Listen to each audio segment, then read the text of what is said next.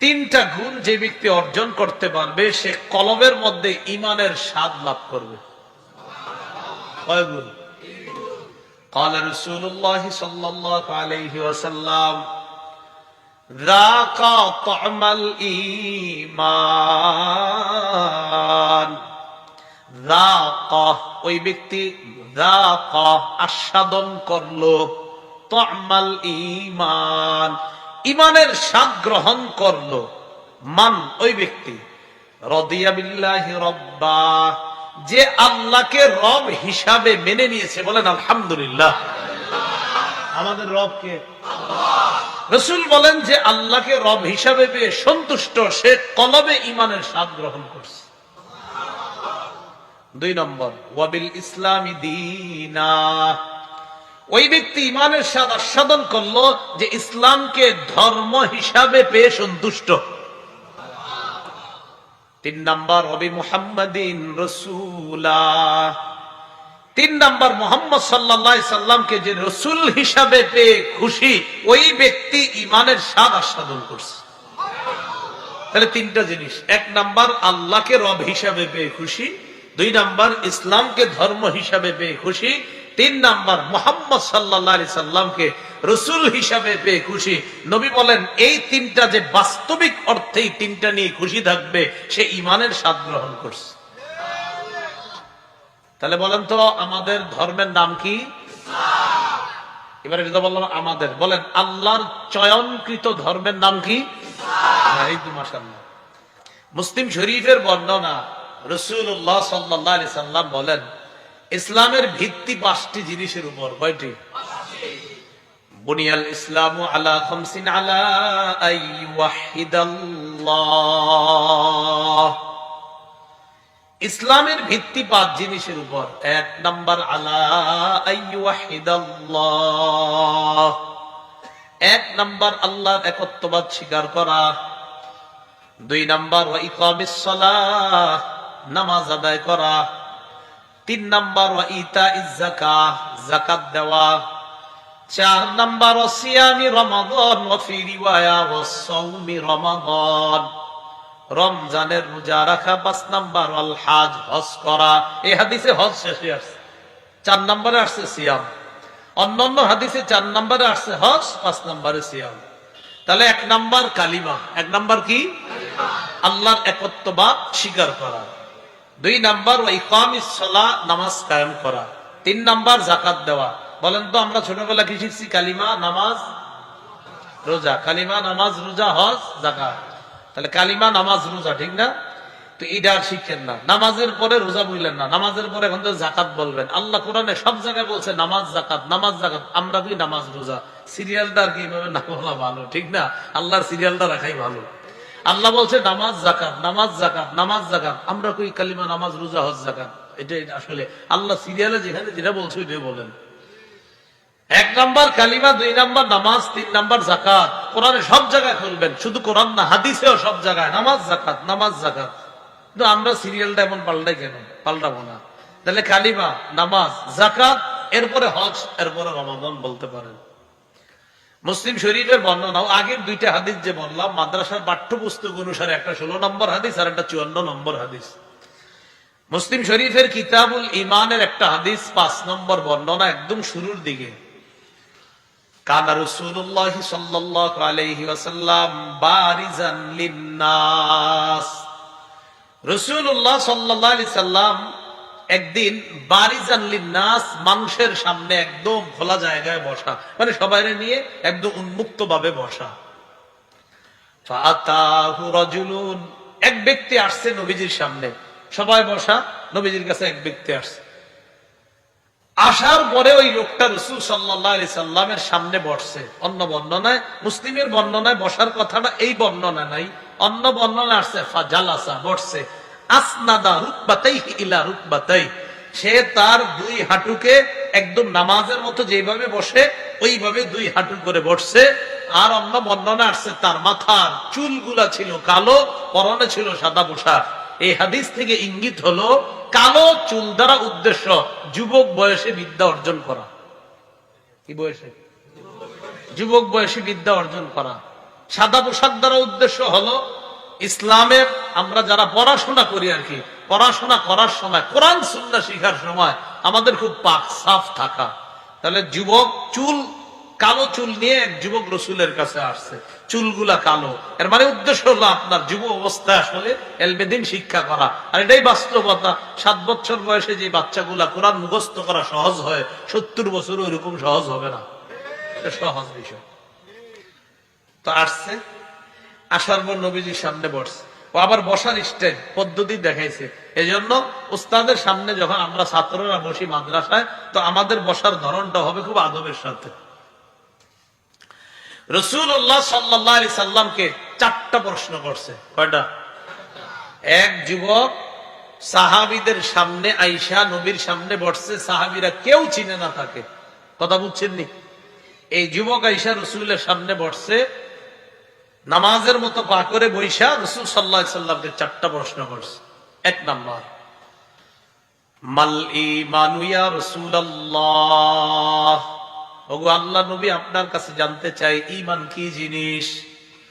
নবীজি জবাব দিলেন, মৌলিকভাবে 6টা জিনিস বিশ্বাস করার নাম ঈমান। কয় জিনিস বিশ্বাস করার নাম ঈমান? 1 নাম্বার, আল ঈমানু আন তুমিনা বিল্লাহ, 1 নাম্বার আল্লাহকে বিশ্বাস করা। 2 নাম্বার, ওয়া মালাইকাতি, আল্লাহর ফেরেশতাদেরকে বিশ্বাস করা। 3 নাম্বার, ওয়া কিতাবিহি ওয়া ফি রিওয়ায়া ওয়া কুতুবিহি, আল্লাহর আসমানি সব কিতাবগুলো বিশ্বাস করা। 4 নাম্বার, ওয়া লিকাইহি, আল্লাহর সাথে সাক্ষাৎ যে হবে এই কথাটা বিশ্বাস করা। 5 নাম্বার, ওয়া রুসুলিহি, আল্লাহর সকল রসুলদেরকে বিশ্বাস করা। 6 নাম্বার, ওয়া তুমিনা বিল বাসিল আখির, পুনরুত্থান হবে পরের জগতে, এটা বিশ্বাস করা। 1 নাম্বার আল্লাহকে বিশ্বাস করা, 2 নাম্বার আল্লাহর সকল ফেরেশতাদেরকে বিশ্বাস করা, 3 নাম্বার আল্লাহর সব আসমানি কিতাব বিশ্বাস করা, 4 নাম্বার আল্লাহর সাথে সাক্ষাৎ হবে এটা বিশ্বাস করা, 5 রাসূলকে বিশ্বাস করা, 6 নাম্বার আবার আমাদেরকে আল্লাহ পুনরুত্থান করবেন পরকালকে বিশ্বাস করা। ওই ব্যক্তি, ওই যুবকের প্রশ্ন, ঈমান কি জিনিস? রাসূল বললেন, মৌলিক 6টা বিশ্বাসের নাম ঈমান। মৌলিক কয়টা বিশ্বাসের নাম ঈমান? 6টা। প্রশ্ন নাম্বার 2, ক্বালা ইয়া রাসূলুল্লাহ ওয়া মাল ইসলাম, অথবা মাল ইসলাম ইয়া রাসূলুল্লাহ, হুজুর ইসলাম কি জিনিস? প্রথম প্রশ্ন কি ছিল? ঈমান কি জিনিস। দ্বিতীয় প্রশ্ন, ওয়া মাল ইসলাম ইয়া রাসূলুল্লাহ, ইয়া রাসূলুল্লাহ ইসলাম কি জিনিস আপনার কাছে জানতে চাই। আল্লাহ নবী বললেন, মৌলিকভাবে 4টা বিষয় আমল করার নাম হলো ইসলাম। কয়টা? 4টা ইবাদতের নাম মৌলিকভাবে ইসলাম। আর ঈমান মৌলিকভাবে কয়টা বিশ্বাস? এইটি মনে রাখেন পারলে। 6টা মৌলিক বিশ্বাসের নাম ঈমান। 2 নাম্বার প্রশ্ন ছিল ইসলাম কি জিনিস, রাসূল বললেন 4টা মৌলিক ইবাদতের নাম ইসলাম, যদিও ব্যাখ্যা আছে আর অনেক। নবীজি বললেন, আল ইসলামু আন তা'বুদাল্লাহা ওয়া লা তুশরিকা বিহি শাইআ, ইসলাম হলো 1 নাম্বার তুমি আল্লাহর ইবাদত করবা, শিরিক মুক্ত ইবাদত, আল্লাহর সাথে শিরিক করবা না। আল্লাহর সাথে কি করবা না? শিরিক করবা না, এটা হলো 1 নাম্বার। 2 নাম্বার, ওয়া তুকিমাস সালাতাল মাকতুবাতা, ফরজ নামাজ আদায় করবা। কি নামাজ? আমরা সবাই কি মুসলমান? কি বলে? আমরা সবাই কি? আমাদের ধর্মের নাম আমাদের জন্য আল্লাহর চয়নকৃত, বাছাইকৃত, নির্বাচিত এবং পছন্দনীয় ধর্মের নাম। যারা ইসলাম পালন করবে মৌলিক কয়টা কাজ করার নাম? 2 নাম্বার কাজটা কি? ফরজ নামাজ। কি নামাজ? আমি প্রশ্ন করব না কারা কারা আজকে 5 ওয়াক্ত নামাজ পড়ছেন এশা সহ, এটা করব না আমি, কিন্তু যদি করতাম আল্লাহ বাঁচাক। তাহলে আমরা ইসলাম ধর্ম পালন করি। রাসূল বললেন 4টা কাজ করার নাম ইসলাম। 1 নাম্বার আল্লাহর সাথে কোনো কাউকে শরীক না করে ইবাদত করা। 2 নাম্বার নামাজ, ফরজ নামাজগুলা আদায় করা। তিন নাম্বার নবীজি বলেন ওয়াতুআদ্দিয়াজ যাকাতাল মাফরুদা, ফরজ যাকাত আদায় করা। ফরজ যাকাত, নামাজের পরে কি কইছেন? যাকাত। নামাজের পরে কি বলছে দেখেন? যাকাত। চার নাম্বার ওয়াতাসুমা রমাদান, রমজানের রোজা রাখা। রমজানের কি রাখা? রোজা রাখা। তো মৌলিক ভাবে চারটা কাজ করার নাম বললেন ইসলাম। এগুলো আবার গবেষণা, এগুলোর ভিতরে ঢুকলে আপনার হজের কথা আসবে, আরো ইসলামের আনুষঙ্গিক যত কাজ আছে সবগুলা এসে যাবে আপনার। তো এই জায়গায় রাসূলুল্লাহ সাল্লাল্লাহু আলাইহি সাল্লাম বললেন মৌলিক চারটা কাজ করার নাম ইসলাম, আর মৌলিক কয়টা বিশ্বাসের নাম ঈমান। এখন বলেন তো ইসলামের প্রথম কাজটা কি? ইবাদত করা শিরিক ছাড়া। বলেন কি ছাড়া? শিরিক ছাড়া ইবাদত করা। বলেন ইসলামের মৌলিক প্রধান প্রথম কাজ কয়টা? চারটা। এক নাম্বার আল্লাহর ইবাদত করা, কি ছাড়া? এই জায়গা বুঝেন, মনে আসেনি? ইসলামী রাষ্ট্রের উপাদান কয়টা? পাঁচটা না? পাঁচটা। গঠন প্রণালী চারটা, আর ইসলামী রাষ্ট্রের উপাদান ছিল কয়টা? পাঁচটা। এই পাঁচটার একটা হলো সার্বভৌমত্ব। কি ছিল?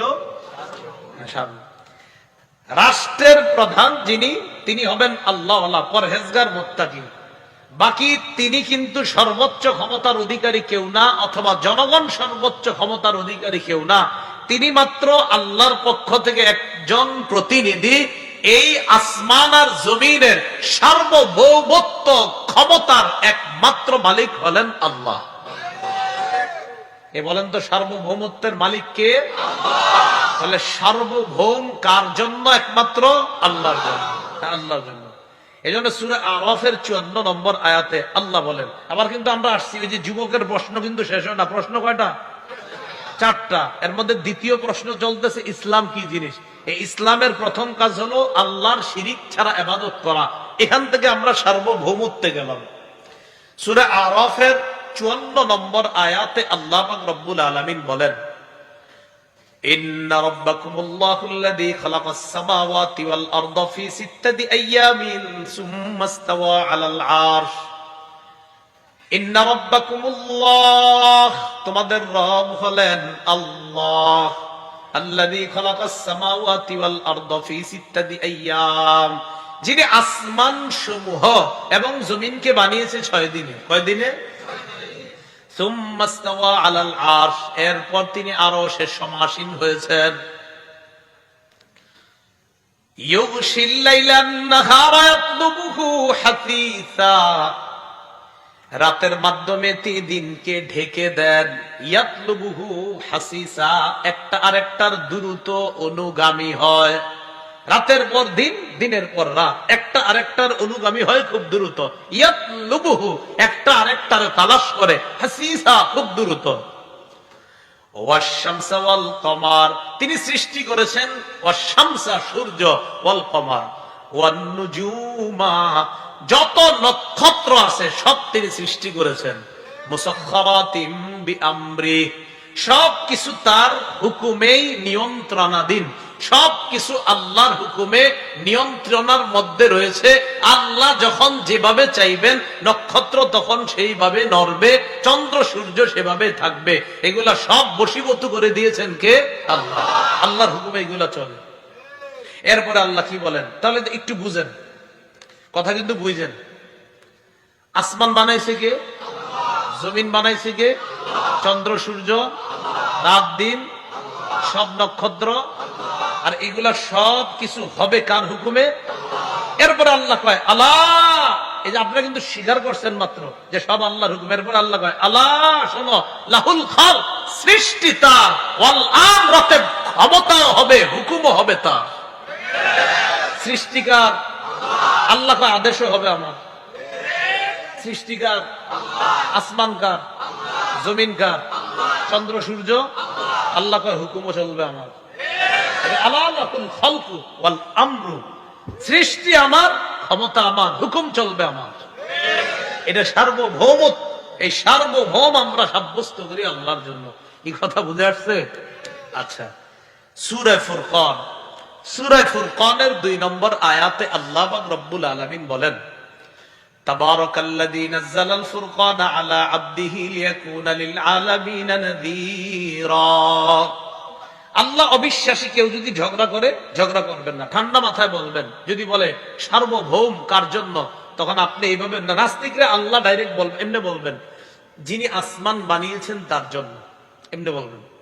যিনি জমিন বানিয়েছেন সার্বভৌম তার জন্য, যিনি চন্দ্র বানিয়েছেন তার জন্য, যিনি নক্ষত্র বানিয়েছেন তার জন্য, আসমান জমিন যিনি বানিয়েছেন তার জন্য। নাস্তিকরা কইবেন ভাই আসমান যিনি বানিয়েছেন সার্বভৌম তো তারই হওয়া উচিত, ক্ষমতা তারও হওয়া উচিত। তো এর প্রথমে এগুলা বইলা আপনি মোটামুটি নিয়ন্ত্রণে আনার চেষ্টা করবেন। যখন বলবে মোটামুটি এরকম ঠিকই তো, এগুলা যিনি বানিয়েছেন ক্ষমতা তো তারই হওয়া উচিত, তখন বলবেন তিনি আমাদের রব আল্লাহ। সূরা ফুরকানের 2 নম্বর আয়াতে আল্লাহ বলেন, প্রথম আয়াত থেকে শুরু করি, প্রথম এবং দ্বিতীয় আয়াতে আল্লাহ বলেন তাবারাকাল্লাযী নাযালাল ফুরকানা আলা আবদিহি লিয়াকুনা লিল আলামিনা নাযীরা। বরকতময় ওই সত্তা যিনি ফুরকান, হক বাতিলের মাঝে পার্থক্যকারী কোরআন নাজিল করেছেন। লিয়াকুনা লিল আলামিনা নাযীরা, যেন তিনি হতে পারেন লিল আলামিনা নাযীরা। এখানে একটা উদ্দেশ্য, যেন কোরআন হতে পারে গোটা জগতের জন্য নাযীরা, সতর্ককারী। কি কারী? সতর্ককারী। এরপরে কি করে দেখেন, তাহলে বলেন তো কোরআন নাজিল করেছেন কে? আল্লাহ বলেন বরকতময় ওই সত্তা, আল্লাযী লাহু মুলকুস সামাওয়াতি ওয়াল আরদ, আসমান জমিনের মালিকানা যার। দেখেন আল্লাহ বলেন কোরআন নাজিল করেছেন তিনি, আসমান জমিনের মালিকানা যার, তিনি কোরআন নাজিল করেছেন। বলেন আসমান জমিনের মালিকানা কার? এটাই বলতেছেন বরকতময় ওই সত্তা, আল্লাযী লাহু মুলকুস সামাওয়াতি ওয়াল আরদ, আসমান জমিনের মালিকানা যার অধীনে রয়েছে। এরপরে আল্লাহ বলেন ওয়ালাম ইয়াকুল লাহু শারীকুন ফিল মুলক, বলেন আমার সাথে তার সার্বভৌমত্বে, বলেন কোন অংশীদারিত্ব নেই। বলেন আল্লাহর সার্বভৌমত্বে, একক ক্ষমতায় কোন অংশীদারিত্ব নেই। এই যে ইসলামী রাষ্ট্রের যে উপাদান 5 নাম্বার সার্বভৌমত্ব, এটাকে কয় সার্বভৌমত্ব। সূরা ইউসুফের 40 নম্বর আয়াত, আল্লাহ পাক রব্বুল আলামিন বলেন ইনিল হুকমু ইল্লা লিল্লাহ, আমার আল্লাহ তা'বুদু ইল্লা ইয়্যা। ইনিল হুকমু ইল্লা লিল্লাহ, বিধান একমাত্র আল্লাহর, বিধানদাতা কে? অতএব চুরির বিচার হবে আল্লাহর ফয়সালা অনুযায়ী, জিনার বিচার হবে আল্লাহর হুকুম অনুযায়ী। কারণ বিধান কার?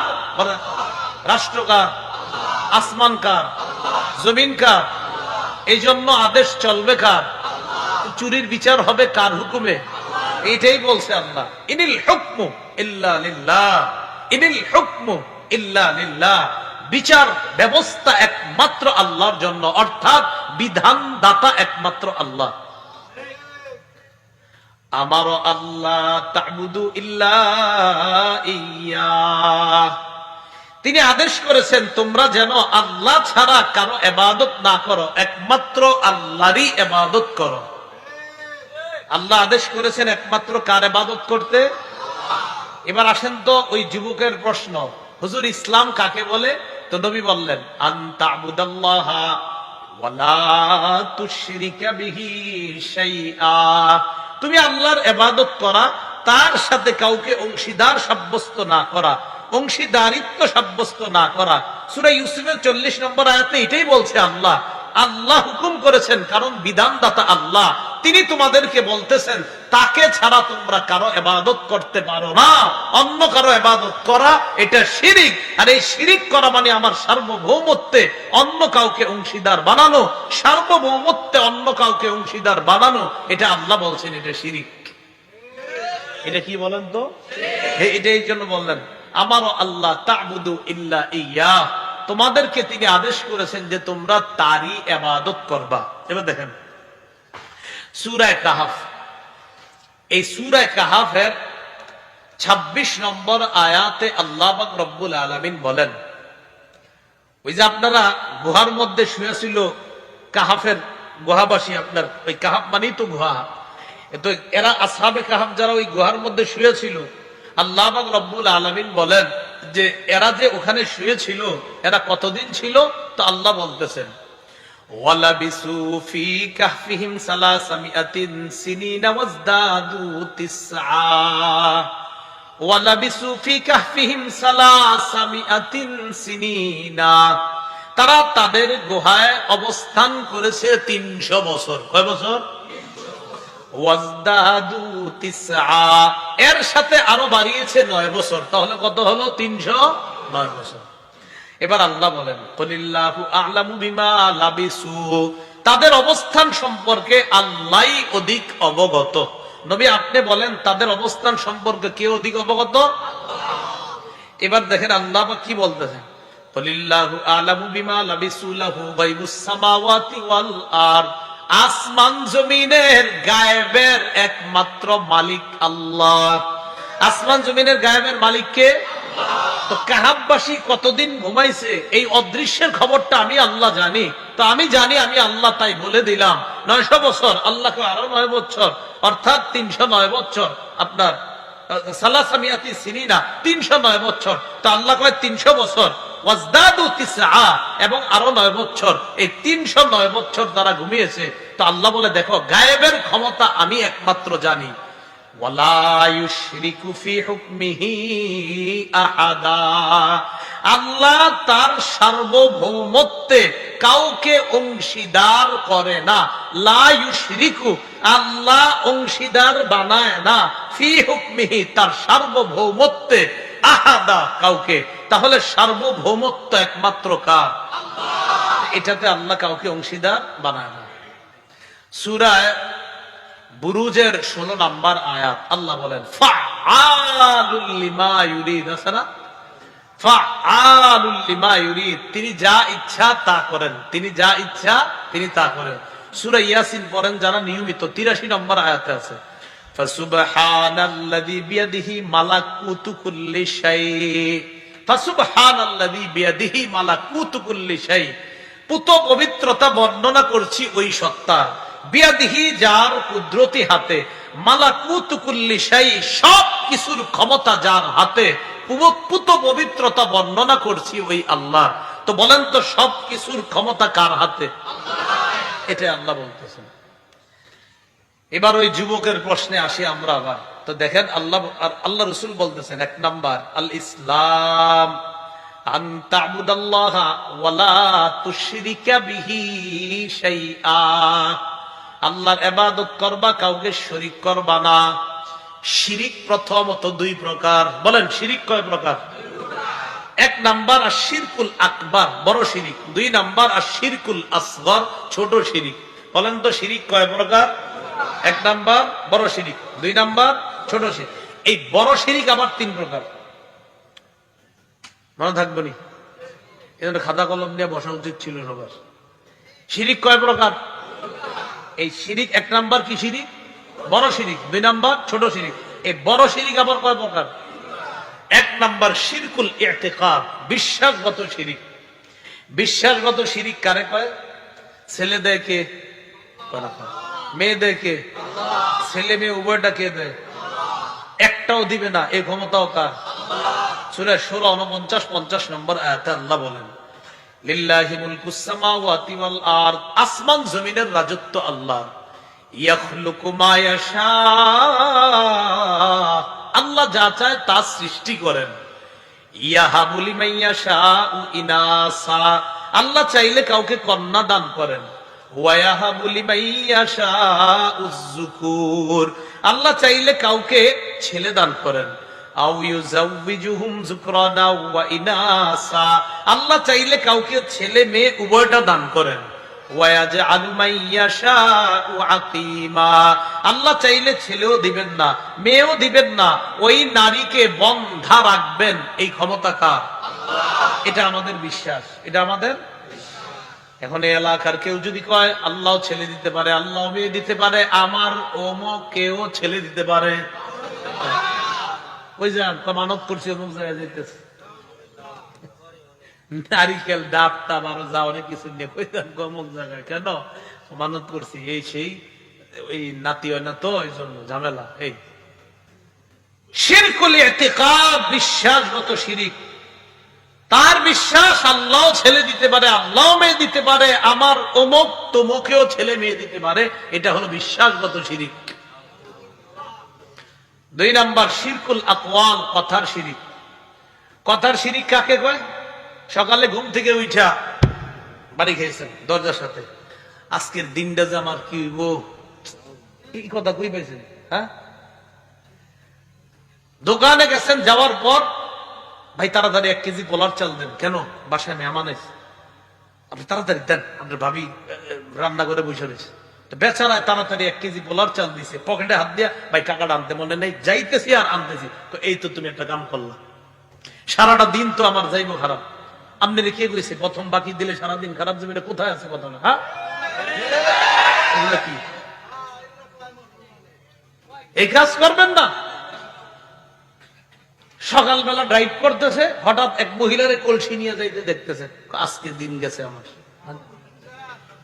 শিরকুল আকওয়াল, এগুলা বলবে না। এগুলো আমরা অনেকে বুঝে শুনে না বুঝে অনেক সময় ঘুরে ফেলি। মানে বাসের সাথে সকালে একজনের চেহারা দেখছে, তোরে দেখছি সকালে ওইটা ওইসে কম, মানে কি? এগুলো 2 নাম্বার শিরকুল আকওয়াল, কথার শিরিক। এগুলো করেন না, আল্লাহ হেফাজত করেন। আকাশের তারা দেখে দেখা কয় ওই এরকম তারা উঠছে, এই তারা বৃষ্টি দেয়, নাউজুবিল্লাহ। মানে এগুলা কোন ধরনের কথা? এগুলো আগের যুগের মানুষের বিশ্বাস ছিল। 3 নাম্বার শিরকুল আফআল, এটা বুঝানো তো সহজ, কর্মগত শিরিক। সেজদা দেই কারে? আল্লাহ ছাড়া আর অন্য কাউরে দেয়, এরকম নজির আসেনি আমাদের দেশে। এটা কর্মগত শিরিক।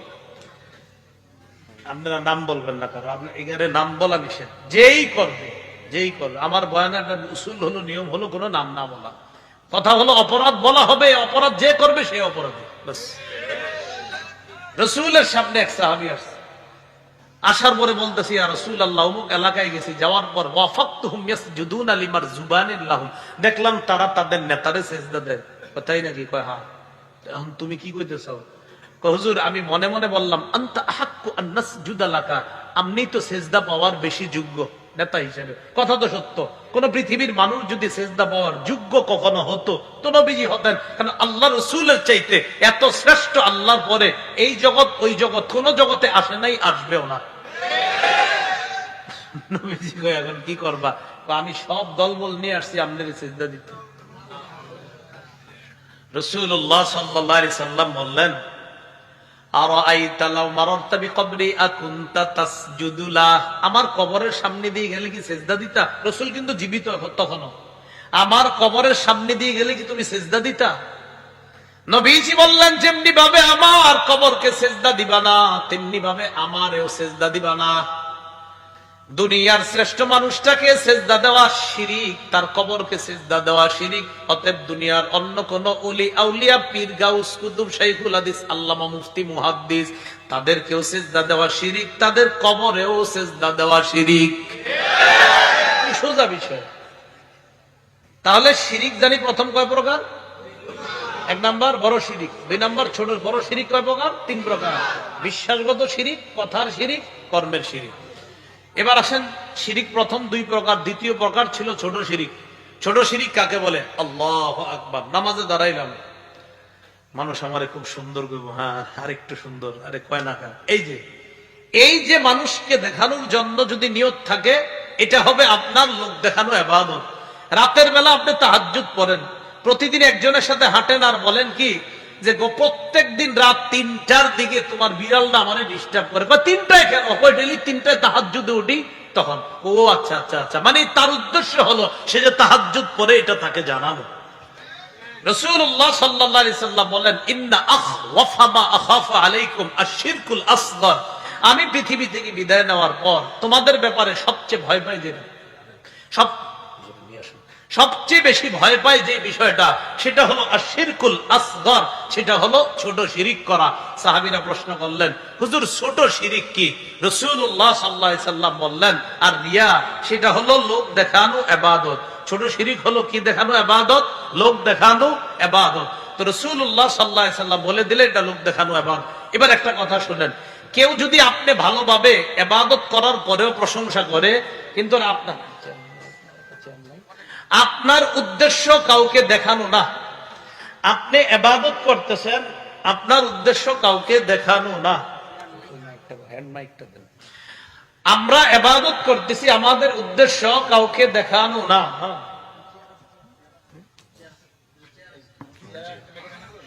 ঠিক আছে, ঠিক আছে, এটা চেয়ারটা আমার দেন, প্লাস্টিকেরটা আমার দেন, দেন দেন, এটা হুজুরে দেন, দেন দেন, এটা হুজুরে দেন।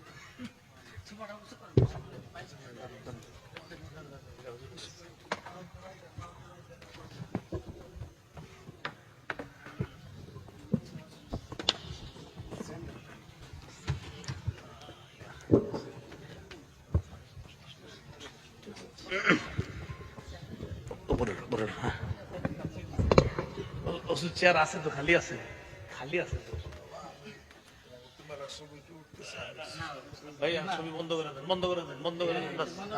কেউ তার প্রশংসা করে, এটা হলো মুমিনের নগদ সুসংবাদ।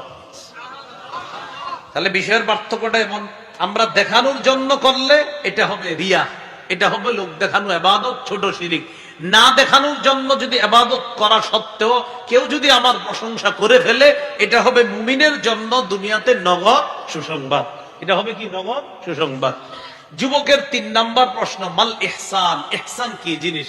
রাসূলুল্লাহ সাল্লাল্লাহু আলাইহি সাল্লাম বললেন, আনতা আবুদাল্লাহা কাআন্নাকা তারা, তুমি এমন ভাবে ইবাদত করা যেন তুমি আল্লাহকে দেখতেছো।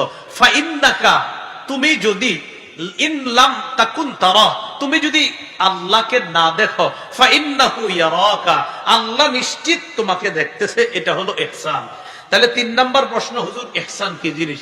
রাসূলুল্লাহ সাল্লাল্লাহু আলাইহি সাল্লাম বললেন, তুমি আল্লাহর ইবাদত করা এমন ভাবে যেন তুমি আল্লাহকে দেখছো, যদিও আল্লাহকে দেখতে না পাও, আল্লাহ তোমাকে দেখতেছে। এজন্য আমরা নামাজে যখন দাঁড়াই, অনেক সময় বলি আমাদের নামাজে মন থাকে না। আপনি নামাজে দাঁড়ায় এখন থেকে এমন করবেন যে আমি কেমন যেন আল্লাহকে দেখতেছি, আমি যদিও আল্লাহকে দেখি না, আল্লাহ তো আমাকে দেখতে পায়। 4 নাম্বার প্রশ্ন ছিল মাতাস সাআহ। রাসূলুল্লাহ সাল্লাল্লাহু আলাইহি সাল্লামকে বললেন কিয়ামত কবে? নবীজি সাল্লাল্লাহু আলাইহি সাল্লাম জবাব দিলেন, মাল মাসউলু আনহা বিআলামা মিনাস সাইল, জিজ্ঞাসিত ব্যক্তি জিজ্ঞাসাকারীর চাইতে এই ব্যাপারে বেশি অবগত না। অর্থাৎ যেমন ভাবে কিয়ামত কবে এটা তুমিও জানো না, আমিও জানি না, তবে সাউহাদ্দিসুকা আন আমারাতিহা, কিয়ামতের কিছু আলামত তোমাকে বলতে পারি। এর মধ্যে রাসূলুল্লাহ সাল্লাল্লাহু আলাইহি সাল্লাম বললেন, কিয়ামতের একটা আলামত হলো আনতালিদাল আমাতু রব্বাতাহা। রাসূলুল্লাহ সাল্লাল্লাহু আলাইহি সাল্লাম বলেন, আনতালিদাল আমাতু রব্বাহা, কোন দাসী তার মনিবকে জন্ম দেওয়া, এটা হলো কিয়ামতের একটা আলামত। দাসী তার মনিবকে জন্ম দেওয়া, এটা কিয়ামতের একটা আলামত। রাসূলুল্লাহ সাল্লাল্লাহু আলাইহি সাল্লাম আরেকটা বললেন যে ইজা কানাতিল উরাতুল হুফাতু, যখন বিবস্ত্র ব্যক্তি, আল হুফাতু, যখন বিবস্ত্র ব্যক্তি এবং জুতা ছাড়া নগ্ন পা আর নগ্ন দেহের অধিকারী ব্যক্তি, এই ব্যক্তি যখন এমন হবে যে সে যখন নাকি শাসক হবে, এটাও হবে একটা কিয়ামতের আলামত। অর্থাৎ অযোগ্য ব্যক্তি যখন শাসক হবে, এটাও হবে একটা কিয়ামতের আলামত। আরেকটা রাসূলুল্লাহ সাল্লাল্লাহু আলাইহি সাল্লাম বলেন, ইদা তাতাওয়ালা, রাসূলুল্লাহ সাল্লাল্লাহু আলাইহি সাল্লাম বলেন যে ইদা তাতাওয়ালা রিআউল বাহমি ফিল বুনিয়ান, যখন ছাগলের রাখালরা বড় বড় অট্টালিকা নিয়ে গর্ব করবে, ইত্যাদি করবে, তখন এটাও রাসূল সাল্লাল্লাহু আলাইহি সাল্লাম কিয়ামতের আলামত বললেন। 4টা প্রশ্ন করলেন। 1 নাম্বার, ঈমান কি জিনিস? রাসূলুল্লাহ সাল্লাল্লাহু আলাইহি সাল্লাম বললেন, মৌলিক 6টা বিশ্বাসের নাম ঈমান। 2 নাম্বার প্রশ্ন করলেন, ইসলাম কি জিনিস? রাসূলুল্লাহ সাল্লাল্লাহু আলাইহি সাল্লাম বললেন, মৌলিক 4টা কাজ করার নাম ইসলাম। 3 নাম্বার বললেন, ইহসান কি জিনিস? নবীজি বললেন, এমন ভাবে ইবাদত করা যেন তুমি আল্লাহকে দেখতে পাও, যদিও দেখতে না পাও, আল্লাহ তোমাকে দেখতে পায়। 4 নাম্বার প্রশ্ন করলেন, কিয়ামত কবে? নবী বললেন, এটা তুমিও জানো না, আমিও জানি না। শেষে অবশ্যই রাসূল সাল্লাল্লাহু আলাইহি সাল্লাম একটা আয়াত শোনায় দিছে, ফি খামসিন, অর্থাৎ তোমার এই কিয়ামতের ব্যাপারে প্রশ্নটা 5টা জিনিসের অন্তর্ভুক্ত। 5 জিনিসের অন্তর্ভুক্ত তোমার এই প্রশ্নটা। সেই 5টা জিনিস কি? লা ইয়ালামুহুন্না ইল্লাল্লাহ, যেই 5 জিনিস আল্লাহ ছাড়া কেউ জানে না। 1 নাম্বার, ইন্নাল্লাহা ইনদাহু ইলমুস সাআ, এক নাম্বার কিয়ামতের জ্ঞান, এটা আল্লাহর কাছে। কিয়ামত কখন হবে এটা আল্লাহ ছাড়া কেউ জানে না। দুই নাম্বার ওয়াইনাজিলুল গাইস, কখন কি পরিমাণ কবে বৃষ্টি দিবেন এটা আল্লাহ জানেন। তিন নাম্বার ওয়ায়ালামু মা ফিল আরহাম, পেটের সন্তান ছেলে হবে না মেয়ে হবে এটা জানেন আল্লাহ। চার নাম্বার ওমা তাদরি নাফসুম মাযা তাকসিবু গাদা, আগামীকাল তুমি কি উপার্জন করবা এটা কেউ জানে না, জানেন আল্লাহ। পাঁচ নাম্বার ওমা তাদরি নাফসুম বিআইয়ি আরদিন তামুত, কোন জমিনে মৃত্যুবরণ করবা এটাও কেউ জানে না, এটা জানেন একমাত্র আল্লাহ। দেখেন এই পাঁচটার মধ্যে একটা হলো কিয়ামতের ইলম কার কাছে? আল্লাহর কাছে কিয়ামতের ইলম। তো রাসূল বলেন ফি খামসিন, মানে জিবরিল তোমার এই কিয়ামত ব্যাপারের প্রশ্নটা ওই পাঁচটার একটার মধ্যে অন্তর্ভুক্ত, তথা কিয়ামতের বিষয় আমিও জানি না, তুমিও জানো না, আল্লাহ ছাড়া কিয়ামতের বিষয় কেউ জানে না। এটা বইলা ফাআদবারার রাজুল, লোকটি চলে গেলেন। রাসূলুল্লাহ সাল্লাল্লাহু আলাইহি সাল্লাম বললেন রুদ্দুহু আলাইয়া, তারা আমার কাছে ফিরায় আনো তো। সাহাবায়ে কেরাম গেলেন তাকে ফিরায় আনার জন্য, ফালাম ইয়ারা শাইআন, সাহাবায়ে কেরাম আর কিছুই দেখে না। ফিরায় আনতে গেছে, ফালাম ইয়ারা শাইআন, তারা আর কিছুই দেখে না। ফিরায় আনতে গেলেন, আনার পর মানে যখন নাকি লোকটারে ফিরায় আনতে গেছেন, গিয়ে দেখে আর কাউকে দেখা যায় না। রাসূলুল্লাহ সাল্লাল্লাহু আলাইহি সাল্লাম বললেন এতক্ষণ যে আমার কাছে বসা ছিল যাকা জিবরিল, সে ছিল জিবরিল আলাইহিস সালাতু ওয়াস সালাম। সে আমাদের কাছে এসেছে লিউআল্লিমাদ দ্বীন, দ্বীন শিক্ষা দেওয়ার জন্য। তাহলে আমরা কি জানলাম বলেন তো? এই বিষয়টা থেকে আমরা বুঝলাম রাষ্ট্র ইসলামী হলে সবাই শান্তি পাবে, মুসলমানরাও পাবে, অমুসলিমরাও পাবে। রাষ্ট্রের উপাদান জানলাম, উপাদানের মধ্যে পঞ্চম নাম্বার উপাদান সার্বভৌমত্ব। এই সার্বভৌমত্ব আল্লাহর, আল্লাহর সার্বভৌমত্বে কেউ অংশীদার নাই। এরকম যখন হবে তখন আল্লাহর সব বান্দারা একটা ইসলামী রাষ্ট্রের মধ্যে সুশৃঙ্খল ভাবে শান্তিতে বসবাস করতে পারবে। আল্লাহ পাক রব্বুল আলামিন আমাদের সকলকে যে কথাগুলো শুনলাম বললাম এর উপর আমল করার তৌফিক দান করেন। সুবহানাল্লাহি ওয়া বিহামদিহি, সুবহানাকাল্লাহুম্মা ওয়া বিহামদিকা আশহাদু আল্লা ইলাহা ইল্লা আনতা আস্তাগফিরুকা ওয়া আতুবু ইলাইক। মেহেরবানি করে আমরা কি উঠবো না, হুজুর আলোচনা করবেন, আলোচনা শুনে এরপর আমরা যাব। আসসালামু আলাইকুম।